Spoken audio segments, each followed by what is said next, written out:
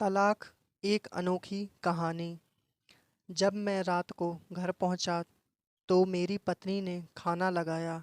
मैंने उसका हाथ अपने हाथों में लिया और कहा, मुझे तुमसे कुछ ज़रूरी बात कहना है। वो शांत बैठकर खाना खा रही थी। उसकी आंखों में कुछ दर्द सा साफ नज़र आ रहा था। मुझे नहीं पता कैसे कहूँ, मगर मुझे उसे बताना ही था। मैंने बड़ी शांति से कहा, मुझे तलाक चाहिए। लगा जैसे उसे मेरे शब्दों से कुछ फ़र्क नहीं पड़ा, बल्कि उसने मुझसे पूछा, क्यों तलाक चाहिए?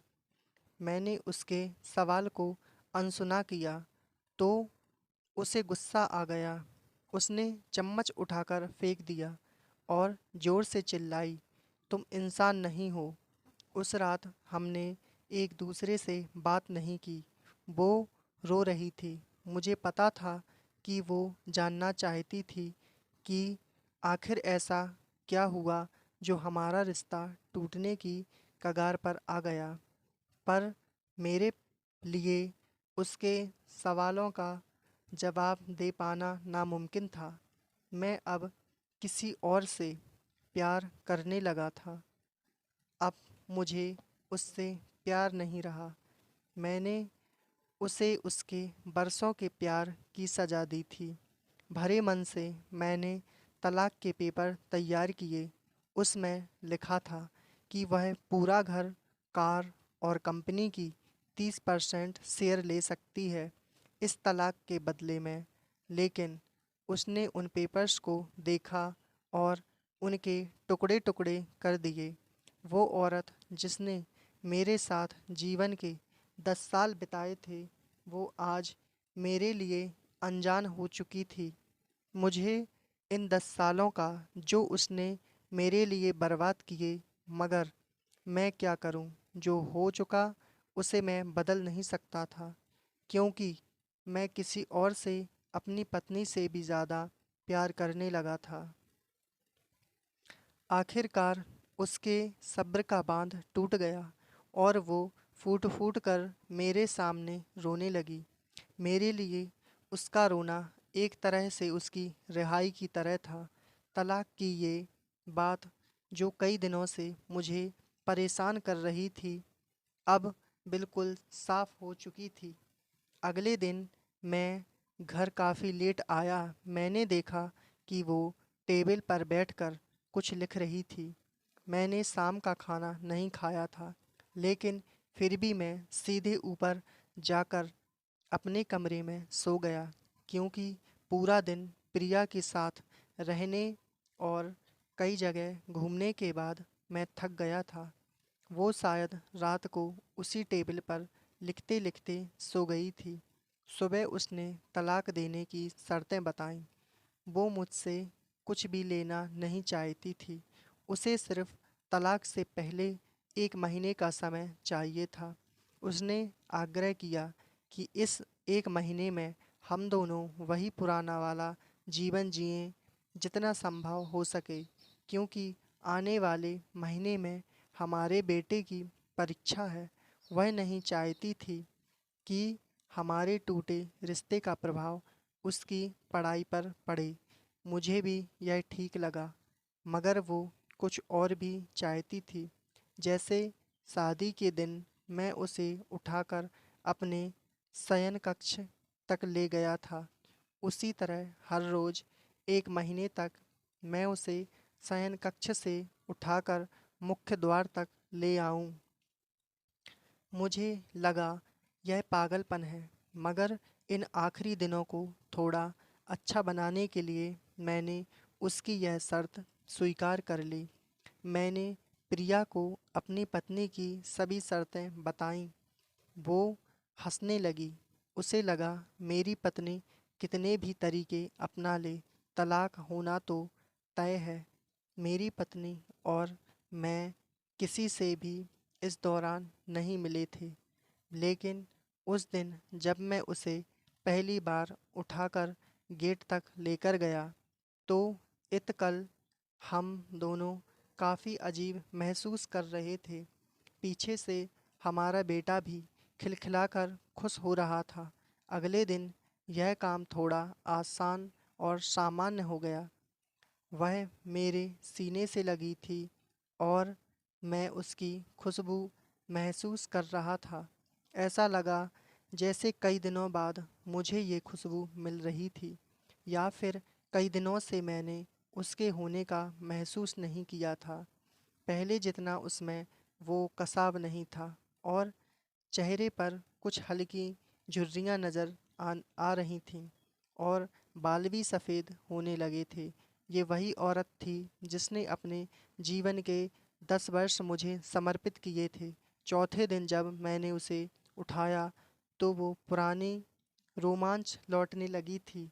पाँचवें और छठे दिन वो पुराना प्यार फिर जागने लगा। मैंने प्रिया को इस बारे में कुछ नहीं बताया था। अब उसे उठाना और आसान हो गया था। शायद हर रोज़ यह सब करने का मैं आदी हो गया था। एक दिन वह अपनी पसंद की साड़ी निकाल रही थी, लेकिन कुछ खास नहीं ढूंढ पाई। उसने सांस भरते हुए कहा कि उसके सारे कपड़े बड़े पड़ने लगे हैं।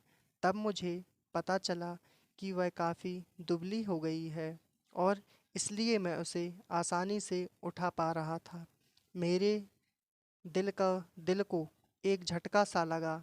उसने अपने दिल में काफ़ी सारा दर्द छुपा रखा था। पता नहीं कैसे मैं आगे बढ़ा और उसके सिर को छूकर देखा। अचानक हमारा बेटा आया और बोला कि पापा, ये तो मम्मा को उठाकर बाहर ले जाने का समय हो गया है।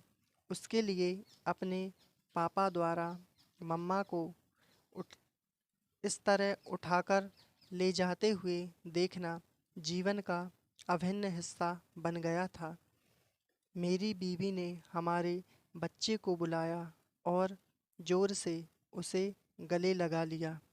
मैंने अपना चेहरा दूसरी तरफ कर लिया।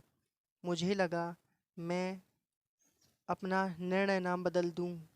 मैंने अपनी पत्नी को रोज की तरह उठाया और बेडरूम से सिटिंग रूम होते हुए हॉल तक लाया।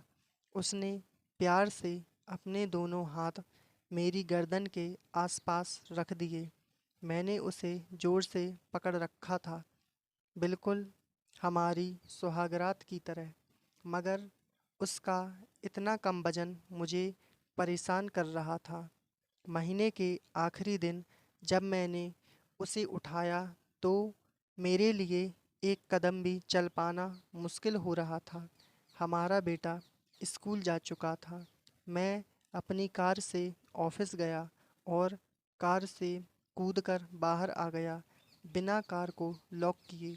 मुझे डर था कि अब एक पल की भी देरी मुझे मेरा इरादा बदल देगी। मैं ऊपर गया। प्रिया ने दरवाज़ा खोला और मैंने उससे कहा, सॉरी प्रिया, अब मैं अपनी पत्नी से तलाक नहीं लेना चाहता। उसने मुझे देखा और मेरे सिर पर हाथ फेर कर कहा, तुम्हें बुखार तो नहीं है?